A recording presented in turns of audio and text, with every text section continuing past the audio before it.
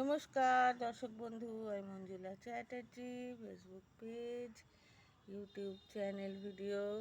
তো এই কুমড়ো গাছটায় আজকে একটা বেশ বড় পুরুষ ফুল ফুটেছে। এটা হচ্ছে ছেলে ফুল। তো এই ছেলে ফুল মানে মেয়ে হলে না, এইখানটা থেকে কুমড়োটা দেখা যেত। তো ছেলে, তাই এরকম প্লেন ফুটেছে ফুলটা। এই ফুলটা দিয়ে আজকে বড়া খাওয়া হবে, কুমড়ো ফুলের বড়া। পরপর পরপর এখন ফুটতে থাকবে, আর আমিও পরপর পরপর বড়া খেতে থাকবো। আর কুমড়ো ফুল হচ্ছে চোখের জন্য ভীষণ ভালো।